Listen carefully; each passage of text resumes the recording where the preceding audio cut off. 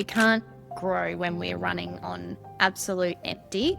The times where growth is actually not possible, and that's okay. There is more content available than ever before in history. Why aren't we all more evolved and operating at this, incredible level? I call like reading books and listening to podcasts a really high quality procrastination method. Our brains don't actually change from learning stuff. They don't change from just reading something in a book. They change from trying the experience on for size and then learning from what happens. Your goal is not to succeed, your goal is to learn. So it stops that perfectionism and it allows motion. And I think that's helpful for anybody. What if the reason you're stuck has nothing at all to do with your motivation and everything to do with your method? My guest today is Tamsin Simounds, a leadership coach, behaviour change expert, and the author of The Experiment Mindset. Tamsin spent years watching high achievers, including herself, do all the right things and still repeat the same patterns. Read the books, done the courses, set the goals, listen to the podcast, build the plan, and still. But in today's conversation, we get into why traditional goal setting is actually working against your brain, what happens when your brain goes into low power mode, and why growth becomes impossible. And then the small but radical shift that can change everything. This one might hit close to home if you consider yourself a high achiever or a hyper achiever. Let's get to the podcast. Hi, I'm Danielle, and I'm so glad that you're here because together we're going to work through big stuff.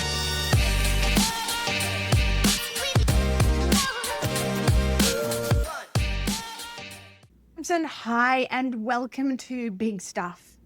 Hello, thank you for having me. It's great to be here.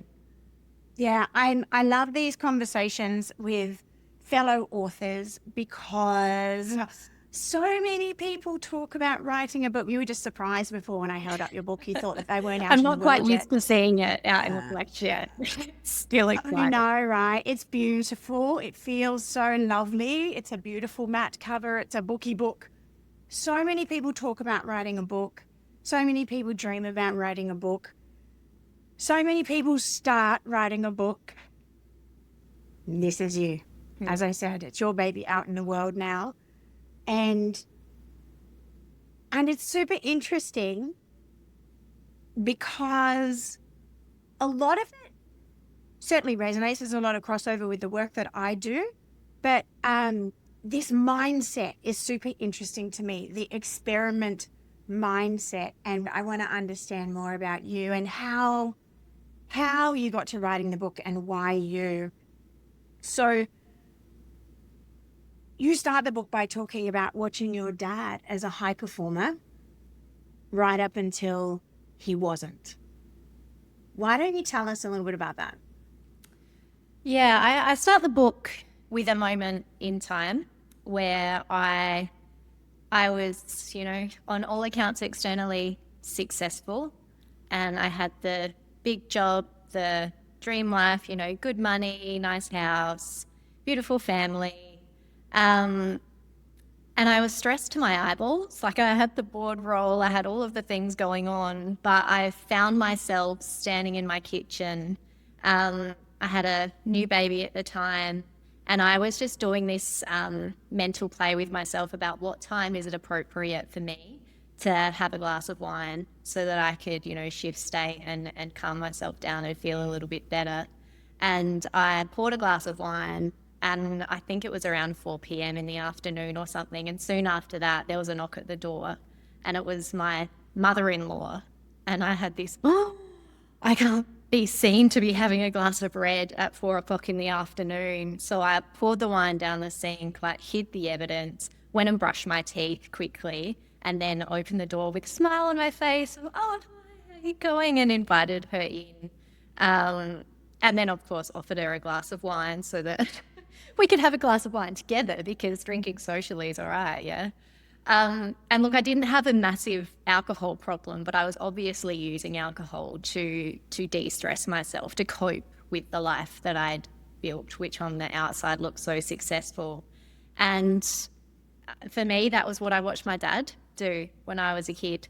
My entire life, really. He had a really successful life, a great job. He was a sporting coach. He was president of our Rotary Club, which is like a community club, and, you know, well presented, charismatic, lovely guy on the outside. That he would come home stressed to the eyeballs. He'd already have a beer can in his hand and he'd open his next one.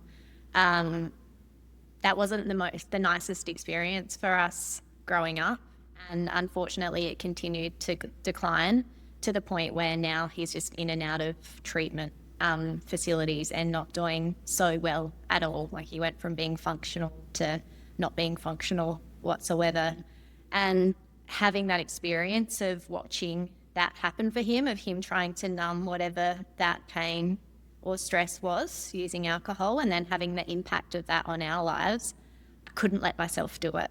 I just couldn't. And in that way, I think we always find the gift. Well, I think we often do, you know, we find the gift in the tough stuff in our life. And for me, I guess it was a gift, because plenty of people don't know that, oh, this isn't going to end well. I better stop this here. I better find another way through.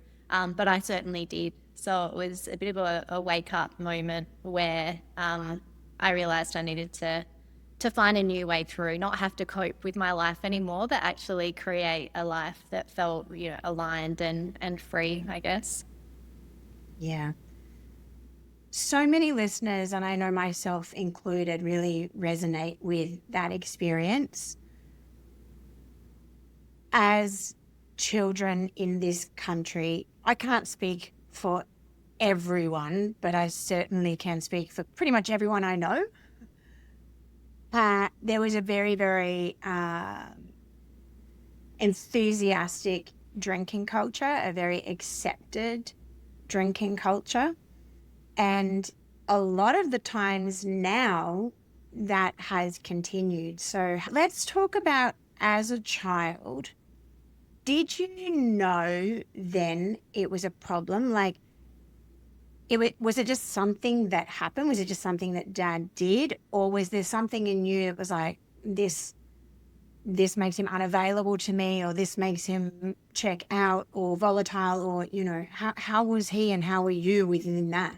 Yeah, I mean, Dad's story is his story to tell. And in the book and so far, I've told the story that he's happy sharing. You know, he's had a year where he was really great and he'd done some work, and he was sober for a year. And during that time, he started to want to help other people and tell his story so that he could, you know, do some work and make meaning of his experience. And that was beautiful. But in that, he shared that, I was using alcohol to mask some pretty significant mental health issues. So I'll talk about my experience as a child, and I'll say that I certainly knew it was a problem, and it was presenting as a problem at home. He managed his external life okay, but internally, family life wasn't great for us at home. And I still cringe at the sound of a can opening. Like, that's the extent that I knew. Isn't that wild? Yeah. The nervous system remembers, hey, yeah. And I've got a few. Time it would get to dusk, you know, around that 6:30 p.m. And I would get this feeling of anxiety. It was like my body preparing for what might come. So certainly it had an impact. I knew that it was a problem. I've had similar conversations with my father, who has passed away since then, 7 years ago, around exactly that. Anxiety, untreated, never spoken about, trying to live up to expectations of family, of society, whatever, and feeling completely trapped by his life, and alcohol being the way to take some of the edges off. Yeah, I think we're all working through something in the background. Oh my God, does it ever end? So for me, I can't change the way things were, but I'm certainly pretty keen to learn from them and to help myself and others to not repeat the same patterns. And in that, I don't think alcohol's great for us. It's not doing our health any favors. We all know that. It's pretty widely in the media now. But I think that alcohol still isn't necessarily the problem. It's a solution to a problem. Yeah, like if you're drinking alcohol or eating, copious amounts of food or whatever your vice may be, you're doing it or scrolling social media, yeah. Rolling. Yeah. To numb something, it's to find comfort when you're feeling uncomfortable. So I think more about that really is if I'm feeling the need to retreat, to numb, to cope, then something's not right. And I've learned, over time, methods and ways to help myself through that. Initially, when I was in a leadership role at the time, and I was really struggling with that, and that's one of the things, I guess, that was stressing me out and making me feel pretty terrible at the end of the day that I was trying to escape from. So for me, it started with trying to work out, how can I do this better? How can I feel better in a role where I am barely surviving and I'm wanting to thrive? So I did all of the leadership development and stuff that I could, because I felt like that was what everyone was doing to learn how to be a better leader. But I don't know if you've been in this world, but you go out and you do the course and it's fun, it's engaging, whatever. You get your certificates, you go back into the workplace and nothing changes. I know how to run a good meeting now. Like, great. I know how to profile behavior. Cool. But it's all about pointing the finger at what's going on externally, not necessarily about working out, why do I respond to people in this way, and why are people responding to me in that way, and how can I turn that around? So I got promoted into a bigger leadership role with a team of over 100 and a group of 8 medical imaging clinics that were under my care. And that's when I realized, if I'm going to get through this differently, I really need to sort this out. And the organisation I was working with, they were great. They offered me an MBA. But I said, I don't need help with the business stuff. It's the people stuff that's doing my head in. And I found this program. The only place that it was done in the world is in Noosa at the time. It was called a Diploma of Modern Psychology. And the cool thing about that course was we had to uproot. It was 5 weeks intensive up in Noosa from 8 a.m. to 6 p.m., 6 days a week. We were in session doing, there was NLP, there was hypnotherapy, there was applied psychology, neuroscience, all of these techniques to understand and change human behavior. But we weren't just learning it, we were using each other as guinea pigs. So it was essentially this 5-week therapy session. Yes, we came out with great tools, but I came out of it a different person. And when I got back into the workplace, suddenly everything around me changed. Like, people respond to me differently because I had changed and I was responding differently. I wasn't feeling so under threat. I wasn't feeling such strong feelings of, not being good enough, or that imposter syndrome, or trying to perform, a particular persona that I thought was a leader. And it was really that journey and the testing and learning process through that got me to the point where I thought, I need to help some other people and get this out in the world. You know what it's like as a coach. Once you start working with other people, you just keep learning. Hundreds of people I've worked with over 10 years now have just continued to deepen my understanding of myself and others. And I'm still working on stuff. Still don't love the sound of a beer can opening. Some people love it. I don't. Yeah. Your story is so interesting because it really mirrors mine in a lot of ways. After my father died, I was a journalist. I had a, mini breakdown and spent 3 months on the couch crying. And I knew I needed something and I didn't know what. And I ended up doing NLP, hypnotherapy, positive psychology, immersion, similar to you. And I didn't plan on becoming a coach. I just planned on getting off the couch. And it was, again, that learning the techniques and using them in the classroom on each other. Therefore, you become the client as well as the practitioner. And that really shifted things for me. So yeah, snap. I highly recommend anyone going and doing some of that work, whether you want to be a coach or not, because it's almost like you get the skills as well as getting the therapy, and that's the only place that you get that, you Well, know. I think it's really important, isn't it? Because it's pretty hard to help someone else if you haven't done the work yourself. You're constantly seeing yourself and mirroring things in other people, and that's not a great way to come, well, great place to come from if you're coaching someone. But we've all got our stuff that we're working Never ends on the though. planet. It It's never hard to ends though, because our stuff never ends.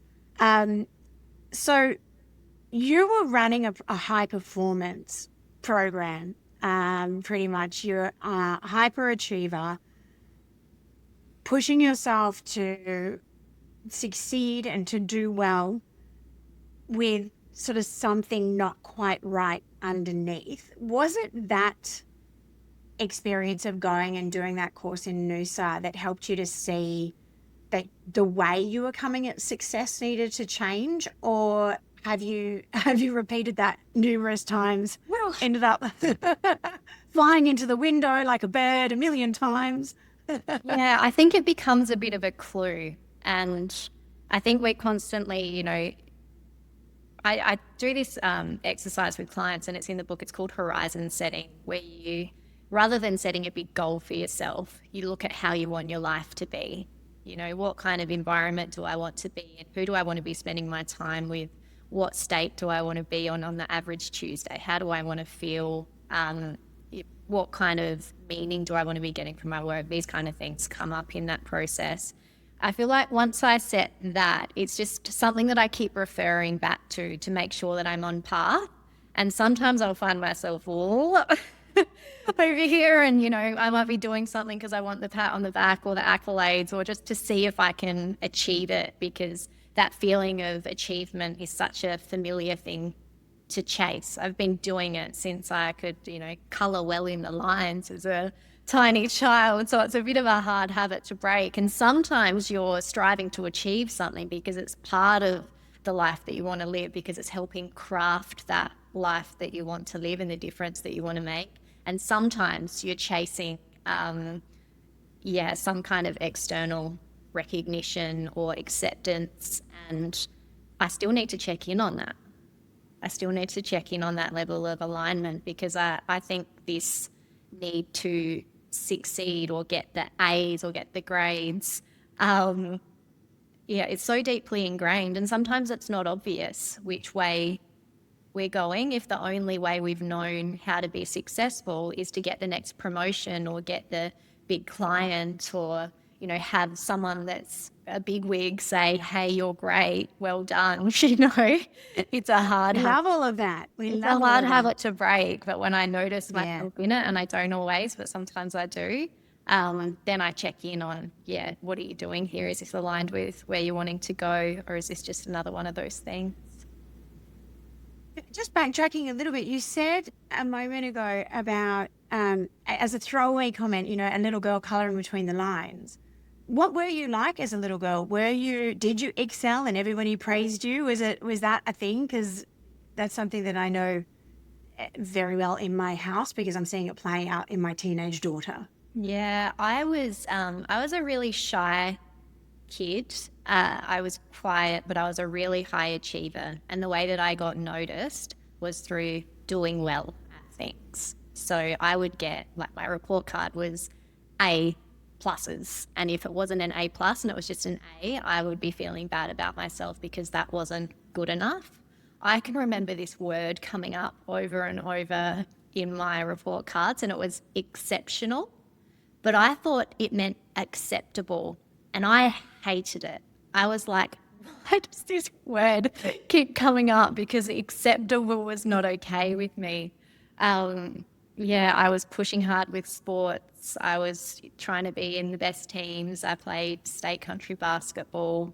I was doing everything that I could to get recognised for doing well, because it was the only way, for me to feel like I was getting seen or recognised. And I didn't really know who I was beyond that. When I look back, I can't really find an identity aside from the achiever identity. So you can see how hard that would be to break over time when first I need to craft who am I actually without those accolades, and then break down, hey, I don't need those to be that person. Yeah, I'm good enough no matter what I do, right?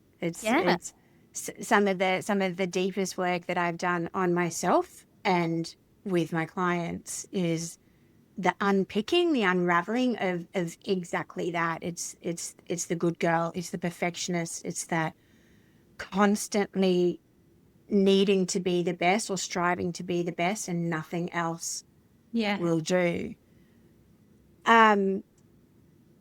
You also said in the book in 2020, things came really to a head. I mean, the whole world came to a head. We will put that in there, but your dad was in the ICU, your nana was dying, you had a business partnership ending. Tell us a little bit about that time and how that felt. Yeah, I had both my boys by then. I had a little baby at the time, and a toddler. And this was actually after I'd already started down the coaching path. So I had actually Yeah, so you should have been healed, right? You should yeah, have been, right. yeah, you should have, you're fixed. But a heap of things happened at the same time. I mean, it wasn't unusual for my dad to be in and out of a rehab facility, but he was in one at the time. And the way that that would go down is that everything would crumble and I'd get a phone call and I'd have to come and rescue and sort that problem out quick smart to make sure that he was going to be alive and okay. Um, that I was said ICU. Was it rehab? He was in rehab, not ICU. yeah, he started in ICU, he ended in rehab. So it's that, Okay. yeah. Uh-huh. The cycle is that it's like terribly unwell, almost going to die, into hospital, get okay. Where are you going now? Um, Off to rehab. So yes, there was a dire situation where he did end up in ICU, and we didn't know whether there was permanent brain damage or whether he was going to come out the other side, what was even going to be the best option for him, to be honest, at the time. My nana had gone into a nursing home. That's his mum, who is a really important sort of person in our family. And her health turned really quickly. Like, yeah, she was 96, but she was that type of lady that wanted her letter from the Queen. She was going to make it to 100. So her health, it declined rapidly. She was in a nursing home. It was COVID. So we were, gowning up and going in. My brother was overseas. He had moved to London to work, and then the borders shut. So he couldn't come back. He's normally someone that really helps me. I still was running a consultancy and working in my job at the same time because I hadn't quite hit that point where I could step out yet. And I was on the board of an organisation, which meant I needed to help that organisation navigate COVID as well. Just listening to this is making my adrenaline and cortisol spike. Like, I'm like, oh my God. Yeah. Okay. But then, So yeah, perfect storm. yeah, I had a big business partnership, and sadly, that it ended after spending a lot of time during the early years of that business, or early time of that business partnership. Didn't go for that long. It was when I had a little baby, I was building that business, so it just felt like that time had kind of just gone, and all of that happened at once. And I can't tell you the exact path through that, only to know that sometimes it seems that things pile on top of each other, and you've just got to hold on and get yourself out the other side. There's nothing I could do about a lot of those things. You learn a lot about just letting go of control and one step at a time, finding the right people to surround yourself with. That was a horrendous experience. And during those periods, I'm really growth oriented, right? I want to grow, I want to learn, I want to get better, I want to progress. The lesson in that was that when these things happen, it's okay. It is okay to sit, because you do not have the physiological, psychological capacity to be able to focus on your own growth in those periods of time. And I think that's something that people underestimate, is how much we do need. We need capacity to grow. We can't grow when we're running on absolute empty. And there needs to be some self-compassion and understanding in those moments. And I see it in my clients all the time. They'll tell me the story of their lives and they're like, but I want to be here. Like, well, cool, but here we are for now. Okay, so how can we let yourself be there, do what we can to find a little bit of capacity just to take one little step in a direction that's going to make you feel like you're on your way. But we can't rush through those periods of time. Yeah, I had nothing. Which really sucks. Like, yes, it really frustrating. sucks, you know. I that's been my last 6 months of feeling like all of my capacity has been. I just recently lost my mum, and that's where I was going with that question is like the times where growth is actually not possible, and that's okay. Yeah, yeah. I mean, you want to hope that you don't need to live there for too long, but the truth is sometimes you're there. Sometimes you're there and you need to Yeah, it takes as long as it takes, right? recognize it. Yeah, You can't rush it yeah. through. You can't force the things to not happen. But yeah, you're not always in a physiological state or a psychological state that allows you to grow. And it's one of the things that's in the book to go through, is to understand what's going on in all of the different areas of your life. I call it the 3 levers, to know what capacity is. And either you can create some or just understand that right now, sorry, you ain't got any. Yeah. I loved your 3 levers because they are very, I don't want to say obvious, They're obvious. but right. Yeah. They are obvious, but sometimes, and I find this myself in rooms of women in leadership, they're not sleeping properly, they're not eating properly, and they wonder why they feel like shit. Yeah. And it's like, well, you know, these really simple things, you know, like, what are you doing for your magnificent machine to sustain it while you've got all these grand horizons, right? Yeah. You're driving a car on empty here. Yeah.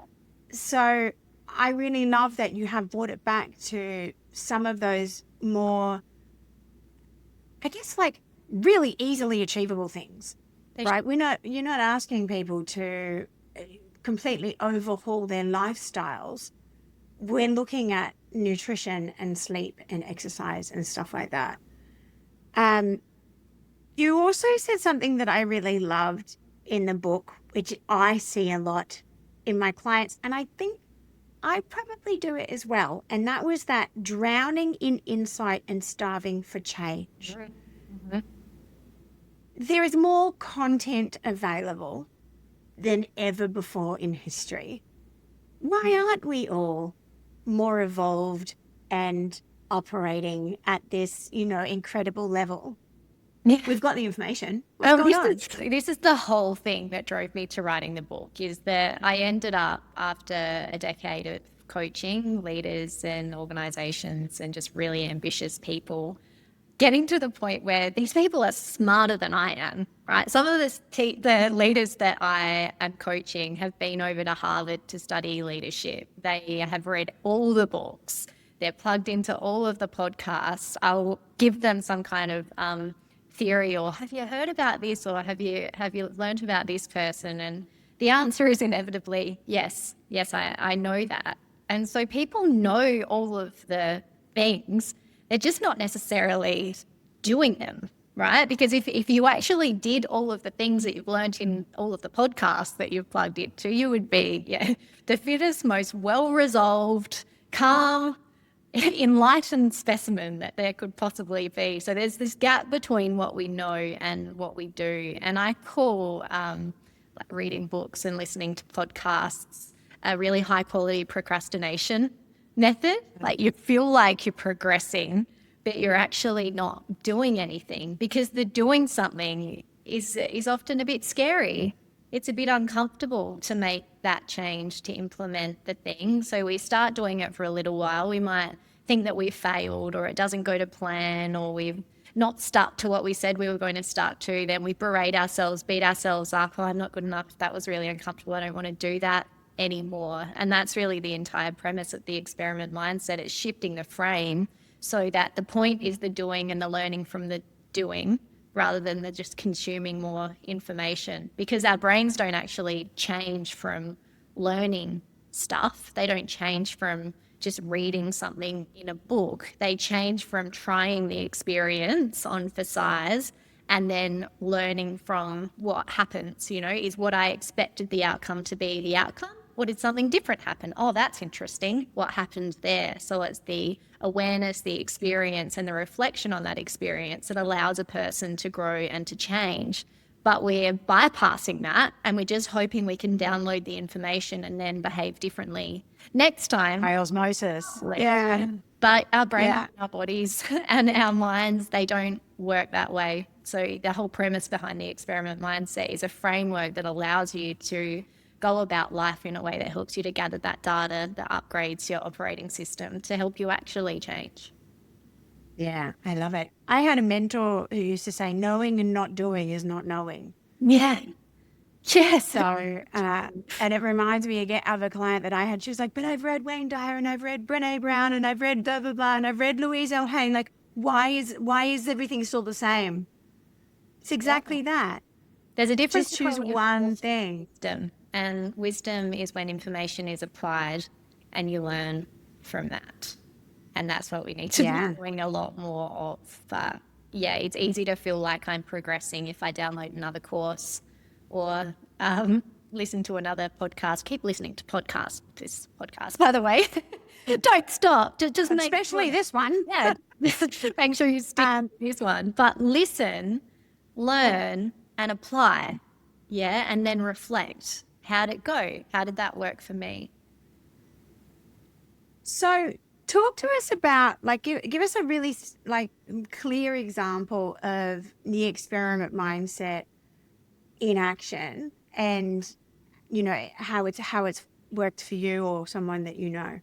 Yeah. So I was going to use the book as my example, but I don't know if that's a big one or a little one. Let me find a smaller one. So say I'm wanting to go from having a career to being a consultant.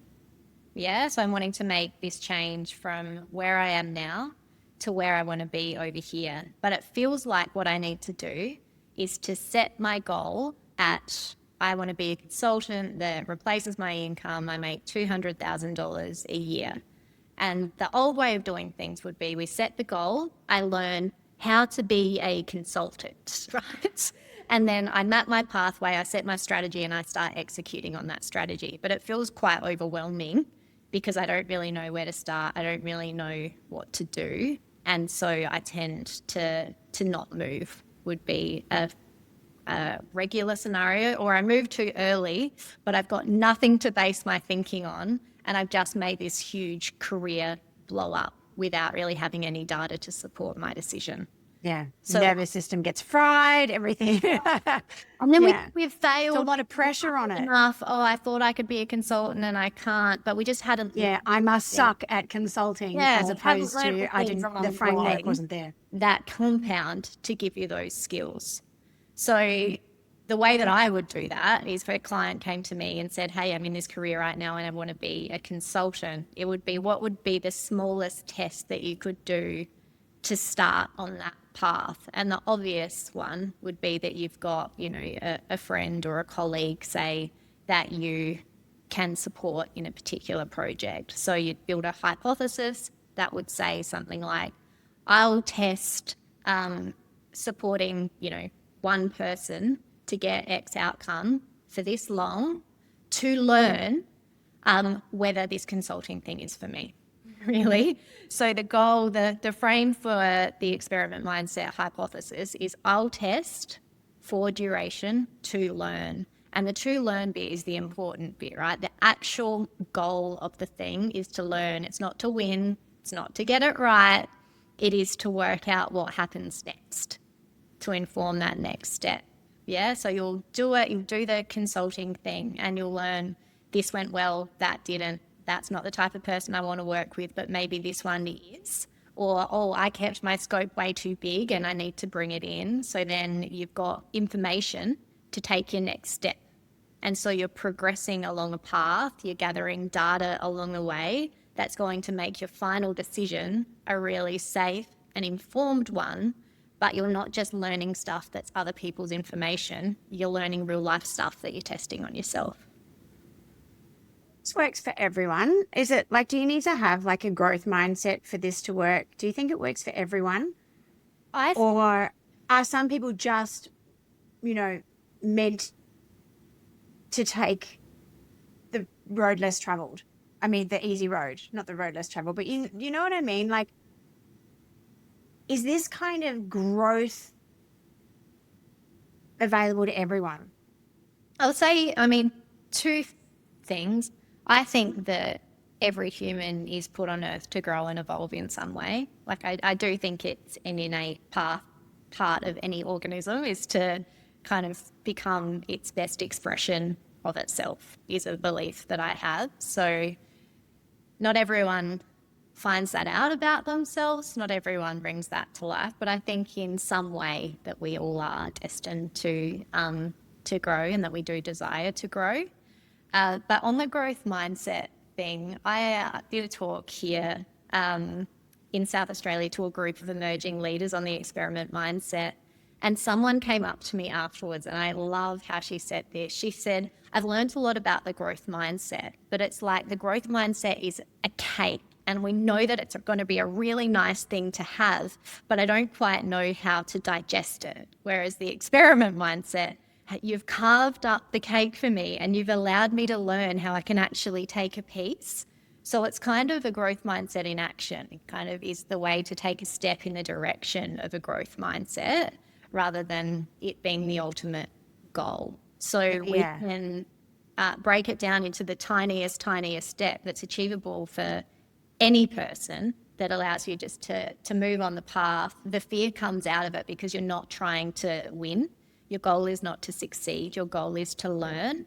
And that is the tweak that for me, as an overachiever, as someone who needs to get it right all the time, for me, getting it right with an experiment mindset is just doing something that allows me to gather more data for myself so I can inform the next step. So it stops that perfectionism and it allows motion.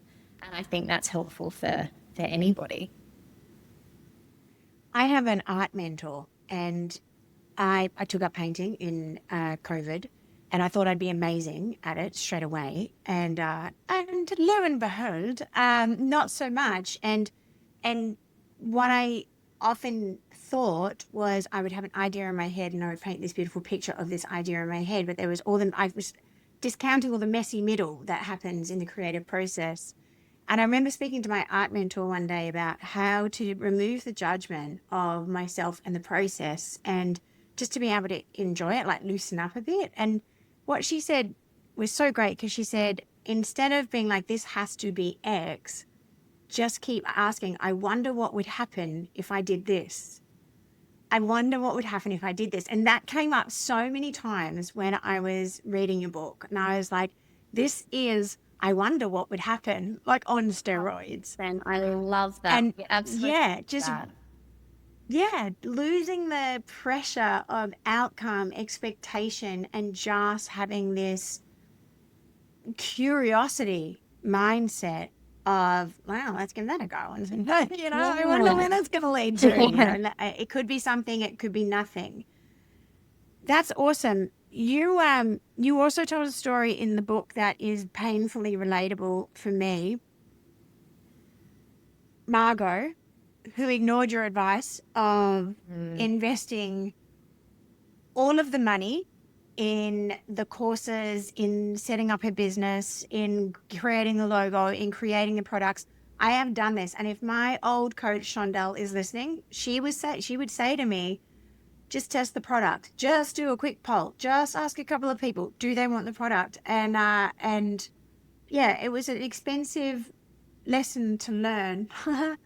What do you think that story sort of illustrates about why that sort of traditional goal setting is a bit of a trap.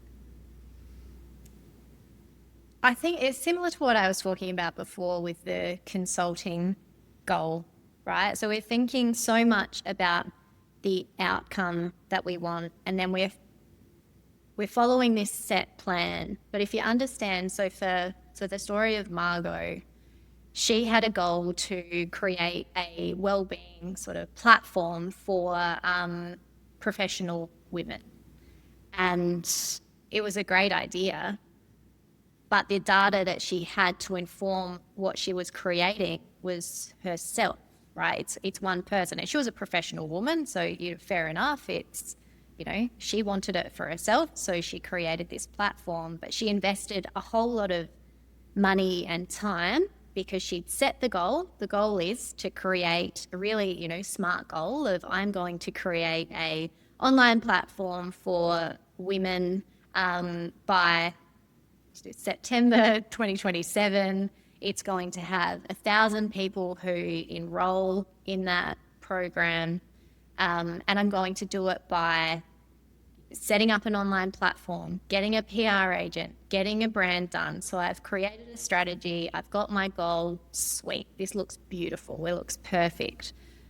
But I move on that without ever testing the market, without ever testing the idea. And I invest all of this time and all of this money to end with this product that Margot found people weren't investing in, right? It wasn't the product that they wanted in the way that they wanted it. And she'd invested tens of thousands of dollars to get to the outcome. Whereas if we kind of have I'm going from smart, specific, realistic, achievable goals to a hypothesis, an idea, which would be I'll test having coffee with 5 women a week to learn what they want in an online platform for themselves. Suddenly, I'm taking small action that is free. Well, it's $7.50 these days for a coffee for each of women. And I'm going to get this data that informs my next step. So it's motion that teaches us how to create something that is going to work. It is more likely to work. That isn't a win or fail. It's not a black and white, you're winning or you're losing. It's just a process to learn and inform your next steps, which ultimately will get you to your goal, right? It'll just get you to your goal in a much more clear, successful, data-informed way. Do you think the first way, Margot's way, because I know a lot of people who, rather than, announcing their small business idea to 10 friends, whether it is something in the health industry or, whatever, whether it's PT, whether it's breath work, whether it's counseling, whatever, right? Rather than talking to 10 people to see if anybody wants the service, spending all that time creating the assets, the website, is that a form of procrastination also? Or is it fear? Is it like what? Perfectionism, because I don't have to attach my identity to the outcome yet. Yeah. So if I say to someone, but I'm busy setting up a business. So I'm doing it, but I'm just like sort of shielded from because if you're putting myself out there. If you've got the identity of someone who is successful, right? And this person in the story was a really high up there executive, one of those high achievers who's used to attaching their identity to success, and suddenly you're putting yourself out into the world and something out into the world that you don't know how to do yet. You've never done it. And if publicly people see you fail, then this is really grating on your sense of who you are, if who you are is attached to getting it right and winning. So making sure it's all right before you put it out into the world is the obvious way to do it, because you want it to be beautiful. You want it to look like everything else you've ever done and get an A+ for your online platform. But it doesn't work that way. Success really often doesn't work that way. There's normally a number of face plants along the way if you're creating something new. And in doing it this way and having the experiment mindset, the face plants are built in as a feature. It's like, oh yeah, okay, so this was the outcome and that's what I've learned and this is what I'm going to do next. I'm not saying it's always fun. It's a lot of not fun along the way, but you know the point, right? You know why you need to have the failures because they're informing your success. Yeah. You talk about the body as an energy budget, and how when we're depleted, our brain literally goes into low power mode and shuts down the things that we need most, the learning, the growth, the creative thinking, which suggests that you can't experiment your way out of exhaustion. This kind of leads back to what you were saying before, is like you can't grow in times of great hardship because you're in survival, but you also can't sort of experiment and be, I guess, more, you don't have the capacity for experiment if you are depleted and exhausted. Yeah. I mean, what I would do, so physiology is one of the three levers, the other two are psychology and environment. And sometimes we can't move in another area because one of them needs attention first. So you can experiment while you're depleted. I would be experimenting with my physiology lever to work out Yeah. when I get less depleted. If you think about it as a bucket, if I'm wanting to use this bucket of water to tip on my veggie garden to help my veggie garden to grow, but there's a leak in the bucket, I need to plug the hole first, and then sweet, I can tip from that bucket and help things to grow. But you have a finite amount of energy. We can expand the amount of energy that we've got through some, looking after ourselves really particularly well. There's different things we can do, but most of us, we've got a finite amount of energy. And the most important job that energy has is to keep us alive. So we need to just keep ourselves breathing, keep our organs functioning, keep ourselves digesting, keep ourselves alive and functioning. So when we don't have a lot of energetic capacity, when we're not sleeping well, when we're not fueling our bodies properly, when we are highly stressed, or if we're sick, then that energy gets contained to give to the high priority functions. So it's like, I liken it to the literal body battery on your mobile phone. If you've got an iPhone, I don't know what the other version of that is like, but if my phone is depleted in battery, it goes into low power mode. And what low power mode does is it turns off all unnecessary functions so that it can just stay on, so that it can just stay alive. And it's literally what your body does. It's like, I don't need to learn and grow and get better and do my best in this conversation that I'm about to have, because I just need to do what I can to stay alive here. And that's the way that it works, is that the energy is not going to go into your goals because your body doesn't care about your personal growth goals. It just wants to keep you alive. Fair enough. Now, you work with a lot of women who are already depleted. I work a lot in the burnout space also. What are some simple ways that you recommend to plug the hole when there isn't a lot? Like, this is the thing, like, I often find, unless somebody makes a dramatic change, they can't change the fact that they've got kids who have needs. They can't change the fact that they've got, X. They can't change the fact that they've got an aging parent. They can't change the fact that their work is really demanding, although that is one of the first things that I suggest people look at. But what do you think are some sort of not quick, but ways to sort of plug the hole before all that water leaks out? I'm going to say take two streams of thought here. One is the basics of just try and protect your sleep in the best way that you can. Yeah, we all know what we need to be doing in order to protect our sleep. I don't think we understand how important it is to actually protect our sleep. So sleep is really foundational to how we function and how well our bodies are. I know this is the annoying stuff because we all know this, so I'm going to say something else next. The second thing is with nutrition. For the book, I interviewed Chloe McLeod. She's an Australian dietitian that works with really high-performing people. And what we came to in that chat, which I loved, was make nutrition the boring pillar. So stop trying to be fancy with it. Don't have to make fancy new recipes all the time. Just have the absolute basics on hand, a tin of tuna and a brown rice microwave packed in your handbag, or some frozen veggies in the freezer. Eat the same thing every day, whatever. Just make it as basic as possible so that it's achievable for you. So I would say just do the best that you can at those basics in your pillar. In your exercise, you don't need to be training for half marathons or doing CrossFit. I'm telling this to myself because this is the way that I used to approach exercise and I'm having to change it. Just get out for a little walk. Just get outside and go for a very slow wander. You know, do what you can to start on your way to protect the basics. But what I will say about the women that I work with is that they come to me and they're exhausted and they're burnt out. And I don't normally start with the basics because they come next. What I find is that these people aren't burnt out necessarily because of the amount that they're doing, although they are doing a lot. They're burnt out because of the type of stuff that they're doing.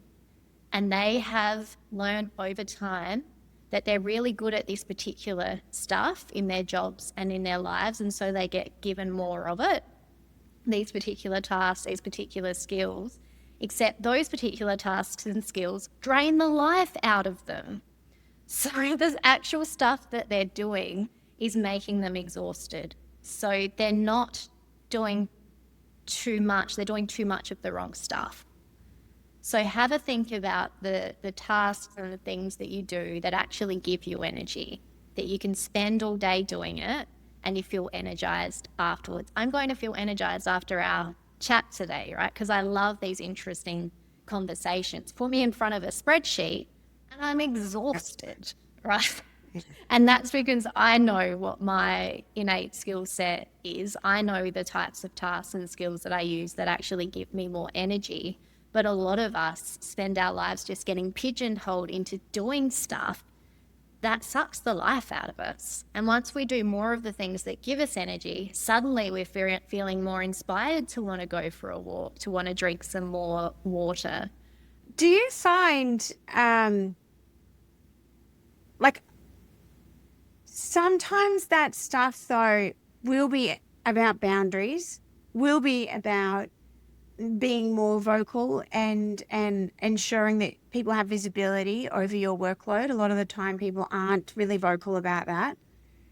But sometimes, like, you are there getting paid the big bucks and that's the gig. Yeah. You know, and I think that's some of the hardest stuff to work with clients is you can get them, you know, to do their best and make these small changes or even significant changes. You can also unpick and unravel some of that underlying programming of like the perfectionism and the imposter or the good girl or whatever, but there is still the job. Yeah. Yeah. I think that's the biggest work. And this is the type of work that I love doing these days, is that I'll get someone into a room, right? And instead of just doing 1 hour coaching sessions now, I'll do half a day with somebody at the start. And they'll come into the room and the first question I ask is, what do you want? What do you want? And then, what? I don't know. We don't know. I've got no idea. And then we'll do the horizon setting.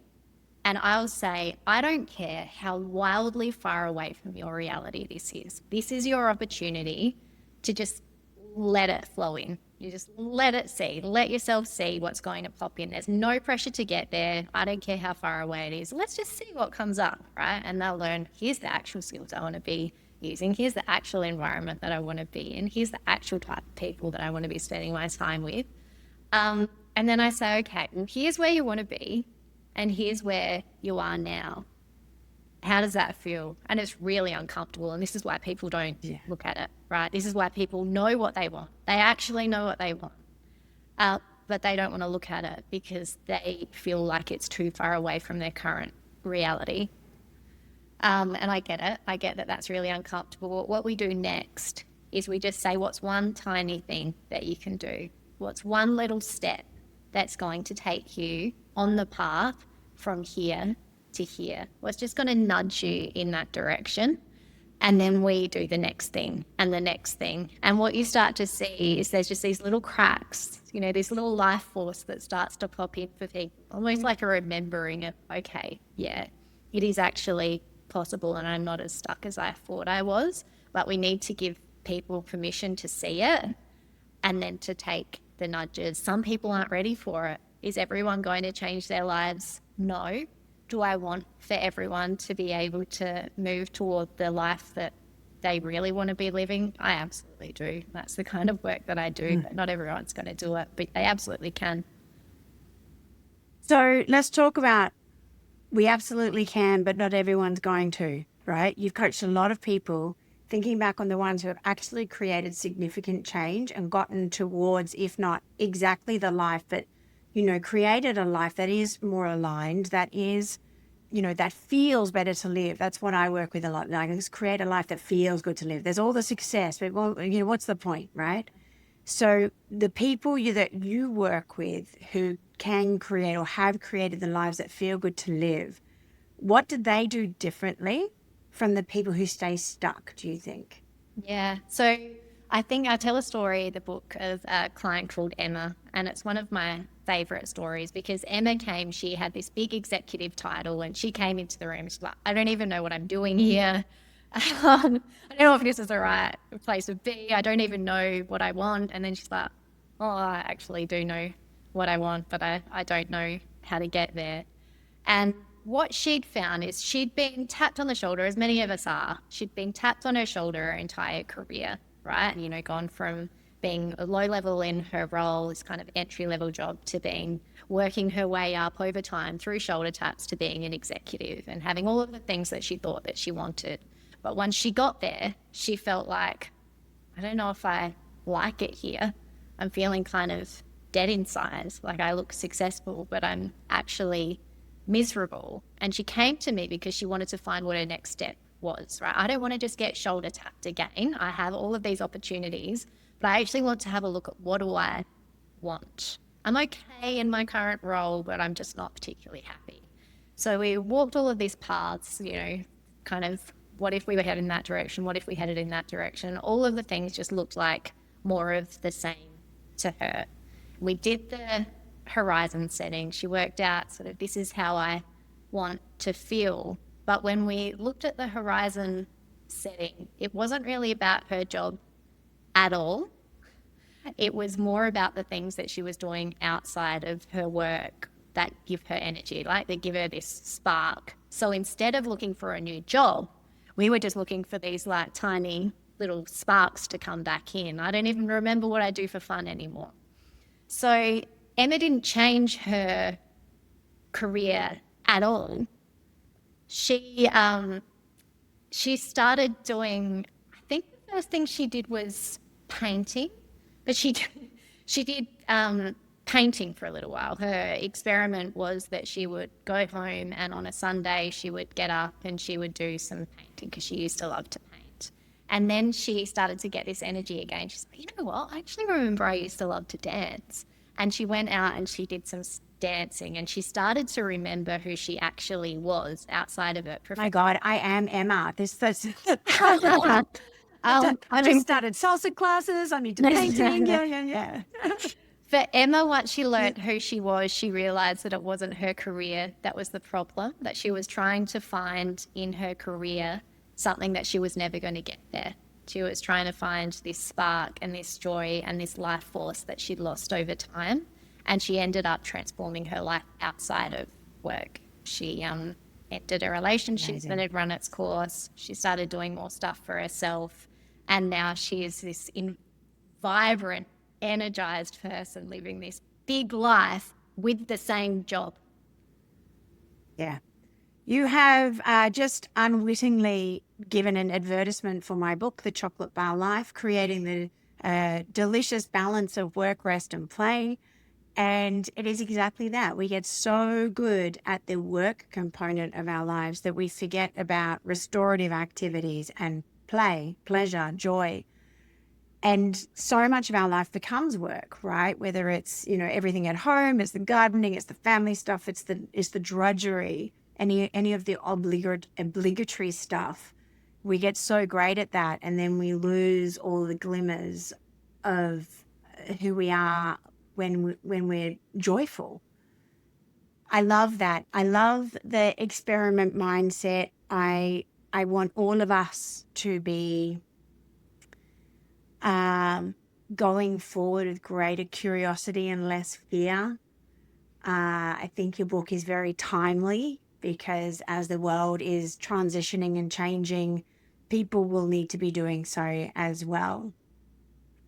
What is next for you? What is your next experiment? Yeah, well, I mean, the book is my big experiment at the moment. So that will be out and ready. It's on pre-order now on Amazon and Booktopia.